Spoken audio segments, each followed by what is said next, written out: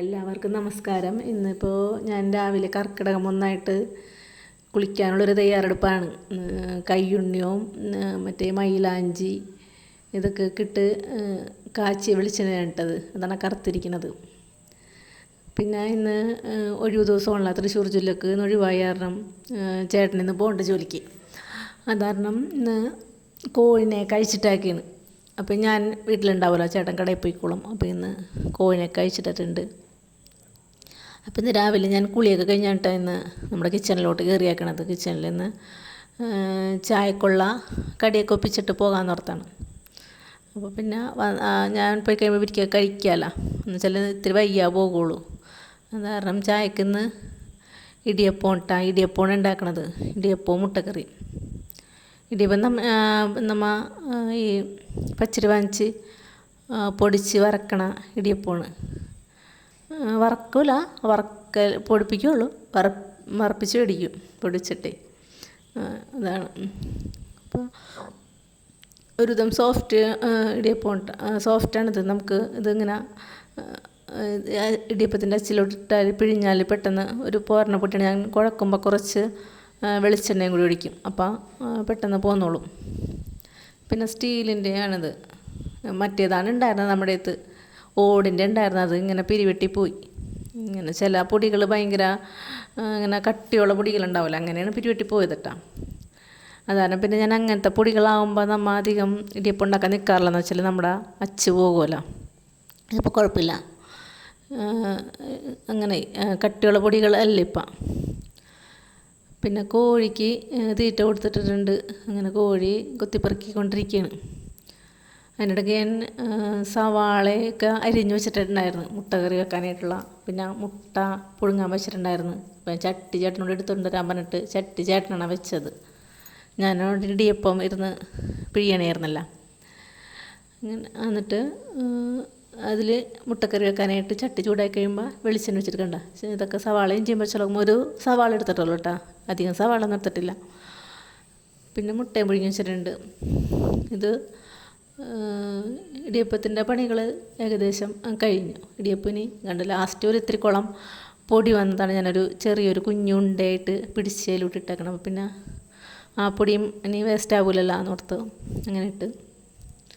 പിന്നെ ഇനി മുട്ടക്കറി വെക്കാനുള്ളൊരുക്കങ്ങൾ. മുട്ടക്കറി പ്രത്യേകിച്ച് പറയാനൊന്നുമില്ലല്ലോ. സവാളയും പച്ചമുളകൊക്കെ വാടിക്കഴിയുമ്പോൾ മല്ലിപ്പൊടിയും മുളക് പൊടിയൊക്കെ മഞ്ഞൾപ്പൊടിയും കൂടി ഇട്ട് വാട്ടാം, അത്രയൊക്കെ ഉള്ളൂ. പിന്നെ ഞാൻ ഇപ്പുറത്തെ ഇൻഡക്ഷൻ കുക്കറുമ്പോൾ നമ്മുടെ ഇടിയപ്പം വെച്ചിട്ടുണ്ട്. ഇടിയപ്പം വെച്ച് നമുക്ക് ടൈമർ ഇട്ടാൽ മതി. 10 മിനിറ്റ് 15 മിനിറ്റ് കഴിഞ്ഞാൽ താനെ ഓഫ് ആയിക്കോളും. ഞാൻ പക്ഷേ ഇന്ന് ടൈമർ ഇട്ടില്ല കേട്ടോ, ഞാൻ പറഞ്ഞെന്നുള്ളൂ. ചേട്ടനാണ് എന്തെങ്കിലും ചെയ്യണമെങ്കിൽ പുള്ളി ആ ടൈം ഇട്ടുണ്ടാകും. അപ്പോൾ പിന്നെ കറക്റ്റ് അത് ഓഫ് ആയിക്കോളും. ഞാൻ പക്ഷേ അങ്ങനെ ഇടാൻ ഇടയ്ക്കൊക്കെ ഓർക്കും, എപ്പോഴും ശ്രദ്ധിക്കാറില്ല അങ്ങനെ. പിന്നെ തേങ്ങ ബാക്കി വന്ന കുറച്ച് തേങ്ങ ഉണ്ടായിരുന്നു, അത് ഞാൻ മിക്സറി ജാറിലോട്ട് ഇട്ടിട്ടുണ്ടായിരുന്നു. പിന്നെ തേങ്ങയൊക്കെ നേരത്തെ ചിരണ്ടി വെച്ചിട്ടുണ്ട്, മറ്റേ മുട്ടക്കറിക്കുള്ള തേങ്ങയ്ക്ക് നേരത്തെ ചിരണ്ടി വെച്ചിട്ടാണ് ഞാൻ ഇടിയപ്പത്തിന് കുഴക്കാൻ നിന്നത്. പിന്നെ അതൊക്കെ ഒന്ന് തേങ്ങാപ്പാലൊക്കെ ഒന്ന് അടിച്ച് എടുക്കുന്നുണ്ട്. ഇപ്പം നമുക്ക് തേങ്ങക്കും വെളിച്ചെണ്ണക്കൊക്കെ നല്ല വില കൂടലും നല്ല നാടൻ തേങ്ങ കിട്ടാത്തൊരവസ്ഥയൊക്കെയാണല്ലോ. അപ്പോൾ ഇപ്പോൾ നമ്മുടെ ഞാൻ പറഞ്ഞിട്ടുണ്ടായിരുന്നില്ല, നമ്മൊരു കൃഷി ഗ്രൂപ്പിൽ ചേർന്നിട്ടുണ്ടായിരുന്നു. കൃഷി ഗ്രൂപ്പിൽ ചേർന്നിട്ട് ഒരു ദിവസം ഒരു മെസ്സേജ് കണ്ടതാണ് കേട്ടോ. എന്ന് വെച്ചാൽ നമ്മുടെ ഇപ്പോൾ തേങ്ങയുടെയൊക്കെ മൂല്യം നമ്മൾ മനസ്സിലാക്കണത് നമുക്കിപ്പോഴാണെന്ന്. കാരണം എന്ന് വെച്ചാൽ തേങ്ങ കിട്ടാണ്ടായപ്പോഴാണ് തേങ്ങയുടെ മൂല്യം മനസ്സിലാക്കണമെന്നാണ് പറഞ്ഞത്. അതിൻ്റെ ഇടയ്ക്ക് കുറച്ച് പാത്രങ്ങളൊക്കെ ഉണ്ടായത് അതിൻ്റെ ഇടയ്ക്ക് കഴുകി വെക്കേണ്ട, അല്ലെങ്കിൽ പിന്നെ നമുക്ക് പണി കൂടുമല്ലോ എന്ന് പറഞ്ഞാൽ കുറച്ച് പാത്രങ്ങളൊക്കെ ഉണ്ടായത് കഴുകി വെച്ച്. ഈ സവാള ഞാൻ ഇങ്ങനെ പണിയെടുക്കണതിൻ്റെ ഇടയ്ക്ക് ചേട്ടനത് ക്യാമറയും പിടിച്ചത് ഇളക്കി കൊടുക്കുന്നുണ്ട്. പിന്നെ ഞാൻ പറഞ്ഞത് തേങ്ങയുടെ കാര്യം പറഞ്ഞല്ലേ, വലിയ മെസ്സേജ് എന്ന് വെച്ചാൽ അപ്പോൾ അങ്ങനെ ഒരു സാധനത്തിൻ്റെ വില കൂടുമ്പോൾ അതിൽ മെസ്സേജ് ഉണ്ടാക്കുന്ന ഒരു സാധനത്തിൻ്റെ വില കൂടുമ്പോഴാണ് നമുക്കതിന് മൂല്യം ഉണ്ടാവുള്ളൂ. അപ്പോൾ എല്ലാ കൊല്ലവും ഇങ്ങനെ കുള്ളൻ തൈകളുണ്ടല്ലോ, തെങ്ങിൻ്റെ തൈകൾ, കുള്ളൻ്റെ തൈകൾ വരുമല്ലോ, നല്ല ഇനം സങ്കര ഇനമൊക്കെ. അത് ഇങ്ങനെ പഞ്ചായത്തിൽ വന്ന് വിൽക്കാൻ വെച്ച് കഴിഞ്ഞാൽ ഇങ്ങനെ പോകാറില്ലെന്ന്, ബാക്കിയോടെ വേസ്റ്റായിട്ട് കിടക്കുമെന്ന്. പക്ഷേ ഇത്തവണ ആ തെങ്ങിൻ തൈകൾ വന്നിട്ട് ഭയങ്കര ഇടിയായിരുന്നു. പെട്ടെന്ന് തന്നെ അത് തീർന്നു പോയി. അപ്പോൾ ശരിക്കും പറഞ്ഞാൽ ഇപ്പോഴാണ് നമുക്ക് തെങ്ങിൻ്റെ ഇതിൻ്റെയൊക്കെ വിലയുള്ളതെന്ന് പറയാണ്. പിന്നെ ഞാൻ അതിലോട്ട് മുട്ടക്കറിയിലോട്ട് മല്ലിപ്പൊടി മുളക് പൊടിയൊക്കെ എടുക്കുന്നുണ്ട്. മല്ലിപ്പൊടി ഞാൻ ആദ്യം തന്നെ വേഗം ഇട്ട്, കാരണം എന്ന് വെച്ചാൽ പെട്ടെന്ന് സവാള ഒരു വാടി കുറച്ച് നേരമായല്ല. പിന്നെയാണ് ഞാൻ മുളക് പൊടി മഞ്ഞൾപ്പൊടിയൊക്കെ ഇട്ട് കൊടുക്കുന്നത്. അങ്ങനെ അപ്പോൾ നമുക്ക് ഉള്ള തെങ്ങൊക്കെ നമ്മൾ ഒന്ന് സംരക്ഷിച്ചെടുക്കും. ഇപ്പോൾ നമ്മൾ അധികം വെട്ടിക്കളയാണ്ട് ഇപ്പോൾ ഒരുവിധമൊക്കെ നമ്മൾ തെങ്ങും ഒക്കെ വെട്ടിക്കളഞ്ഞിട്ടുണ്ട്. പക്ഷേ ഇങ്ങനെ ഉള്ളതൊക്കെ നമുക്കിപ്പോൾ നമ്മുടെ വീട്ടിൽ ഒരു തെങ്ങാണാകെ ഉള്ളത്. പക്ഷേ അതമ്മ ഒരുവിധം തേങ്ങ ഉള്ളതാണ് കേട്ടോ, വലിയ കുഴപ്പമില്ല നമുക്ക്. പിന്നെയെന്ന് വെച്ചാൽ ആ തെങ്ങ് നമുക്ക് ഫ്രണ്ടിൽ പുഴ കാരണം പുഴയിലോട്ട് ചാഞ്ഞ് പോവുകയാണ്. അപ്പോൾ നമുക്ക് അവിടെ ലൈൻ കമ്പിയൊക്കെ ഉണ്ട്. ലൈൻ കമ്പി റോട്ടിൽ തന്നെയുള്ള. അപ്പോൾ അതങ്ങനെ മുട്ടുമോ എന്നൊക്കെ ഉള്ളൊരു പേടിയാണ്. നമുക്ക് ആരെയൊക്കെ ഉണ്ടെങ്കിലൊന്നും കയറിക്കാൻ പറ്റില്ല. പിന്നെ അതും ഇടക്ക് നമ്മൾ തന്നെ തോട്ടിയും കൊണ്ടൊക്കെ എടുക്കണം. അപ്പം നമ്മെ ഒന്ന് ശ്രദ്ധിക്കണം. അങ്ങനെയൊക്കെ ഒരു ഇതുണ്ട്. എന്നാലും നമ്മത് കളയാണ്ട് നിർത്തിയാക്കിയാണ്. നമുക്ക് ആകെ ഒരു തെങ്ങുള്ളതാണേ. പിന്നെ നമുക്ക് കുള്ളൻ തൈകളൊക്കെ കൊണ്ടുപോയി നടാനുള്ളൊരു സ്ഥലവുമില്ല നമുക്ക്. എന്നുവെച്ചാൽ തെങ്ങെന്ന് വെച്ചാൽ ഒന്ന് ഒരുവിധം പന്തലിക്കുമല്ലോ. ഇപ്പോൾ അധികം നെയ്യില്ലാത്ത തേങ്ങയാണെങ്കിലും നമുക്ക് പുട്ട ഇടിയപ്പോ അങ്ങനെയുള്ള സംഗതികളൊക്കെ എടുക്കാനായിട്ട് ഇങ്ങനെയുള്ള തേങ്ങയും കൊണ്ടൊക്കെ പറ്റും. പക്ഷേ ഞാൻ വീട്ടിൽ പറയാറുണ്ട്, ഒരെണ്ണമെങ്കിലും കൊണ്ട് വെക്കാൻ പറയാറുണ്ട്. പക്ഷേ അതിനുള്ള സ്ഥല സൗകര്യം ഇല്ലതാണ്. പിന്നെ വെള്ളക്കെട്ടൊക്കെ ഒന്നും ഇല്ലാത്ത സ്ഥലത്തായിരിക്കണം. പിന്നെ മല്ലിപ്പൊടിയും മുളക് പൊടിയും മഞ്ഞൾപ്പൊടിയൊക്കെ മൂത്ത് കഴിഞ്ഞപ്പോൾ ഞാൻ തേങ്ങാപ്പാൽ ഒഴിച്ചു കൊടുക്കുന്നുണ്ട്. നമ്മുടെ തേങ്ങയുടെ പോരായി കാരണം കുറച്ച് തേങ്ങ ഉണ്ടായുള്ളൂ. പിന്നെ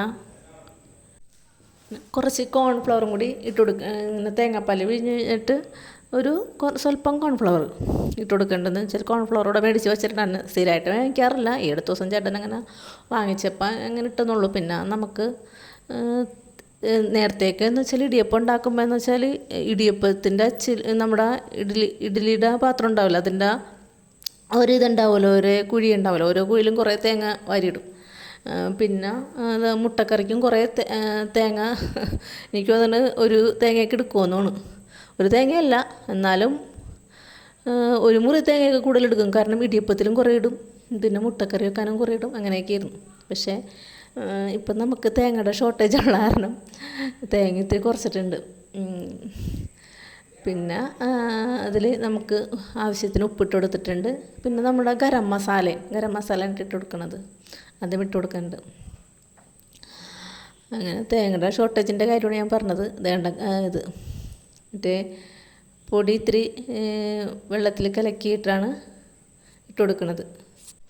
കോൺഫ്ലവർ കലക്കണം ഇട്ട് അതിന് മുമ്പേ ഞാൻ നേരത്തെ പറഞ്ഞപ്പോൾ ആളിവിടെ തന്നെ എപ്പോഴും പറഞ്ഞ നീ അത് ചെയ്യണതിന് മുമ്പ് കലക്കണതിന് മുമ്പ് പറയുമെന്നും പറഞ്ഞുകൊണ്ടേ. അപ്പോൾ തേക്കണ്ട ഒരു ഇത്തിരി ഇട്ടിട്ടുള്ളൂ. പക്ഷേ കുറച്ച് മതി. ഇത് എല്ലാവർക്കും അറിയാൻ പറ്റും. കുറച്ചിട്ടിട്ട് അത് നമ്മുടെ മുട്ടക്കറിയിലോട്ട് ഒഴിച്ചു കൊടുക്കുക. അപ്പോൾ ചെറിയൊരു കുറുകലുണ്ടാവും. നമ്മൾ സ്റ്റൂ ഒക്കെ വെക്കാനായിട്ട് ആൾക്കാർ ഇങ്ങനെയാണ് ചെയ്യുന്നത്. സ്റ്റൂ ഒക്കെ ഉണ്ടാക്കാനായിട്ട് വെള്ള കളറുമായിരിക്കും. നമ്മൾ ക്യാരറ്റൊക്കെ ഇട്ട് സ്റ്റൂ വെക്കുമല്ലോ. അപ്പോൾ ഈ കോൺഫ്ലവറാണ് ഇട്ട് കൊടുക്കുന്നത്. പിന്നെ ഏറ്റവും ലാസ്റ്റ് കുറച്ച് വേപ്പില ഇട്ട് കൊടുക്കുന്നുണ്ട്. പിന്നെ നമ്മൾ മുട്ട പുഴുങ്ങിയത് കട്ട് ചെയ്തിട്ട് ഒന്നിട്ട് കൊടുക്കുന്നുണ്ട്. കണ്ട ഒരുവിധം കുറുകിയിട്ടുണ്ട് സാധനം, കുഴപ്പമില്ല. അങ്ങനെ ഇതിൻ്റെ പണികളൊക്കെ കഴിഞ്ഞ് പിന്നെ ഇടിയപ്പം ഇങ്ങനെ വെന്തിട്ടുണ്ടാവും. ഇപ്പം ഇടിയപ്പം ഇപ്പോൾ ഇതൊക്കെ കഴിഞ്ഞപ്പോൾ ഇടിയപ്പം ഒരുവിധം വേവായിട്ടുണ്ട്. അങ്ങനെ ഇന്ന് കർക്കിടകം വന്നാണല്ലോ. അപ്പോൾ കർക്കിടകം വന്നായിട്ട് എനിക്കൊന്ന് അമ്പലത്തിൽ പോകണം. അങ്ങനെയാണ്. അമ്പലത്തിൽ എന്ന് വെച്ചാൽ നമ്മുടെ കടടരിയെ തന്നെ കണ്ണേങ്കാട്ട് എന്ന് പറഞ്ഞ അമ്പലമുണ്ട്, അവിടെ പോകണം. ഇന്ന് ചേട്ടൻ വന്നില്ല. കാരണം ചേട്ടൻ ആളുണ്ടെങ്കിൽ ഞാൻ മൂത്തും ഇവിടെയും പോകാറുണ്ട്. പക്ഷേ ഇന്നിപ്പോൾ ആൾ വരാത്ത കാരണം നമ്മുടെ ഈ അടുത്ത് നമുക്ക് നടന്നു പോകാനുള്ളതുള്ളൂ. അവിടെയാണ് ഇന്ന് പോണത്. കുറേ ദിവസങ്ങളായി അമ്പലത്തിൽ പോയിട്ട്. അപ്പോൾ ഇന്ന് കർക്കിടകം വന്നായിട്ടൊന്ന് പോകാമെന്ന് ഓർത്താണ്. കണ്ട ഇടിയപ്പം അങ്ങനെ വെന്തിട്ടുണ്ട്. പിന്നെ ഞാൻ ഒരുക്കത്തിലാണ് സെറ്റ് മുണ്ടൊക്കെ എടുത്ത് വന്നിട്ടുണ്ട്. സെറ്റ് മുണ്ടൊക്കെ എനിക്ക് അങ്ങനെ എടുക്കാനൊന്നും അറിയില്ല കേട്ടോ. എന്നാലും ഞാനൊരു ഇതൊക്കെ ഇപ്പോൾ നമുക്ക് വീഡിയോകൾ കുറേ ഉണ്ടല്ലോ സെറ്റ് മുണ്ട് എടുക്കണം എങ്ങനെയാണെന്ന്, അങ്ങനെയൊക്കെ നോക്കി ഒന്ന് വെച്ചിട്ടുണ്ട്. പിന്നെ ഒരു ജിമിക്ക് ഇട്ട് കൊടുക്കുന്നുണ്ട്. പിന്നെ നമുക്ക് കുറച്ച് സൺസ്ക്രീനായിട്ടായിട്ട് കൊടുക്കണത്. സൺസ്ക്രീൻ പറഞ്ഞാൽ നല്ലതാണെന്ന് പറയണേക്കാലോ. പിന്നെ ഫൗണ്ടേഷൻ ഇട്ട് കൊടുത്തിട്ടുണ്ട്. ഒന്നിനും കുറവ് വരുത്താറില്ല നമ്മ. കാരണം എന്ന് വെച്ചാൽ കടയിലുണ്ട് ഇതൊക്കെ, പിന്നെ കുഴപ്പമില്ല. നമുക്ക് ഇത്തിരി പ്രായമൊക്കെ ഉണ്ടെങ്കിൽ നമുക്കിതൊക്കെ ഇട്ട് നടക്കണമെന്നേ, അല്ലാണ്ട് പിന്നെ എങ്ങനെയാണ്. നമുക്ക് ഒരു കോൺഫിഡൻസ് വേണമല്ലോ. പിന്നെ ഞാൻ ഐലൈനർ എഴുതോട്ടാ. ഐലൈനർ താഴത്ത് മുകളിലും താഴത്തൊക്കെ എഴുതും. നമ്മുടെ ആങ്ങളമാരുടെ മക്കൾ പറയും കേട്ടോ, താഴത്ത് എഴുത്താണ് എന്നൊക്കെ പറയാറുണ്ട്. പക്ഷെ എനിക്ക് കണ്ണ് എഴുതിയാൽ ഒരു ആത്മവിശ്വാസമുള്ളൂ. കണ്ണെഴുതിയില്ലെങ്കിൽ എനിക്ക് എന്ത് ചെയ്തില്ലെങ്കിലും കണ്ണെഴുതണം എനിക്ക്. പക്ഷെ കണ്ണെഴുതുമ്പോൾ ഒരു പ്രത്യേകതയെന്ന് വെച്ചാൽ കണ്ണിങ്ങനെ വിടർന്ന് വരും. നമുക്ക് കണ്ണെഴുതില്ലെങ്കിൽ കുഞ്ഞി കണ്ണായിരിക്കും. പക്ഷെ കണ്ണെഴുതി കഴിയുമ്പോൾ കണ്ണിങ്ങനെ വലുതായിട്ട് വരും. അപ്പോൾ അത് കാണുമ്പോൾ ഒരു സന്തോഷമുണ്ട് കേട്ടോ, കണ്ണ് വലുതായിരിക്കുന്നുണ്ട്. പിന്നെ പുരികത്തിൻ്റെ ഒരു ബ്രഷ് കൊണ്ടത് വരച്ചിട്ട്, അത് ബ്രഷ് ഉണ്ട്, അത് കൊണ്ടൊന്ന് ഇതാക്കിയിട്ടൊന്ന് പയ്യൊന്നു നമ്മൾ വരച്ചു കൊടുക്കുകയാണ്. കാരണം വലിയ മേക്കപ്പ് ആർട്ടിസ്റ്റുമാരൊക്കെ പറയാറുണ്ടല്ലോ, നമുക്ക് എപ്പോഴും ഹൈലൈറ്റായിട്ട് നിൽക്കേണ്ട നമ്മുടെ കണ്ണും പുരികമാണെന്ന്, അല്ലെങ്കിൽ അതുമ്മ ചെയ്തില്ലെങ്കിൽ നമുക്ക് പ്രായം തോന്നിക്കുമെന്നൊക്കെ പറയാറുണ്ടല്ലോ. അപ്പം ഞാൻ ഈ 2 പണികളും ഒക്കെ ചെയ്യാറുണ്ട്. പിന്നെ ഒരു പൊട്ടോട്ട് കൊടുത്തിട്ടുണ്ട്, പിന്നെ ഒന്നൊരു സിന്ദൂരിട്ട് കൊടുത്തിട്ടുണ്ട്. അധികം ഒരു 5 മിനിറ്റിൻ്റെ മേക്കപ്പ് ഒന്നും ഇല്ല കേട്ടോ, നമുക്കൊരു ചെറിയൊരു മേക്കപ്പ് അത്രേ ഉള്ളൂ. പിന്നെ മുടിയിലും വേറെ പണിയൊന്നുമില്ല. നമ്മൾ ഒന്ന് പുറത്തോട്ടിട്ട് ചെറിയൊരു ക്രാബ് കുത്തി കൊടുക്കാം. അത്രയും പണിയുള്ളൂ നമ്മുടെ മേക്കപ്പ്. നമ്മുടെ ഗെറ്റ് റെഡിയാണിത്. പ്രത്യേകിച്ച് ഇതൊന്നുമില്ല. പക്ഷെ ഇത്രയെങ്കിലുമൊക്കെ നമ്മൾ ചെയ്യണം. ഇത്രയെങ്കിലും ഒന്നും ചെയ്യാണ്ട് നടക്കരുതെന്ന് വെച്ചാൽ അത് ചിലരൊന്നും ചെയ്യാണ്ട് നടക്കുമല്ലോ. ഞാൻ നേരത്തേക്ക് അങ്ങനെയാണ്, ഒരു ഇതും ചെയ്യാണ്ട് നടക്കുമായിരുന്നു. പക്ഷെ ഇപ്പം ഞാൻ എന്തെങ്കിലുമൊക്കെ ഇട്ടാണ് നടക്കുന്നത് കേട്ടോ. പിന്നെ മുഖത്തൊന്ന് നമ്മൾ കൈയും കൊണ്ട് ഇങ്ങനെ മസാജ് ചെയ്യണം, നമുക്ക് നല്ലതാണ് മുഖത്ത്. പിന്നെ ഒന്നൊരു ചെറിയ ചിരിയൊക്കെ കാണിച്ച് ചേട്ടനായിട്ടായി എടുക്കണത്. ആളെന്നോട് പറഞ്ഞു, നീ അവിടെ നിന്ന് അകത്തുനിന്ന് ഇങ്ങോട്ട് വരാൻ പറഞ്ഞാൽ അങ്ങനെയാണ് ഞാൻ വന്നത്. പിന്നെ അല്ലെങ്കിൽ ഞാൻ എല്ലാ ദിവസവും ഇപ്പോൾ സെറ്റ് എടുത്ത് കാരണം അല്ലെങ്കിൽ മഴയൊന്നുമില്ല, വെറുതെ കൊണ്ടുവന്ന് നിർത്തിയതാണ്. സൈക്കിളിലാണ് ഞാൻ പോണത്. പക്ഷേ ഇന്ന് സെറ്റ് എടുത്താക്കണ കാരണം നടന്ന് പോയേട്ടാ. ഇന്ന് നമ്മുടെ കണ്ണയൻകട്ടമ്മനെ പോയി കണ്ടിട്ട് ആ വഴി നമ്മൾ കടയിൽ കയറും, എന്നിട്ടാ ചേട്ടൻ വരുള്ളൂ. അപ്പോഴേക്കും ചേട്ടനായിട്ടാ ഈ ഇടിയപ്പമൊക്കെ കാസർഗോഡിലൊക്കെ എടുത്ത് വെച്ചിട്ടുണ്ട്. ഉള്ള പണിയാണിത്. അപ്പോൾ ഇന്നത്തെ വീഡിയോ ഇത്രേ ഉള്ളൂ. അടുത്ത വീഡിയോ ആയിട്ട് അടുത്ത ദിവസം കാണാം.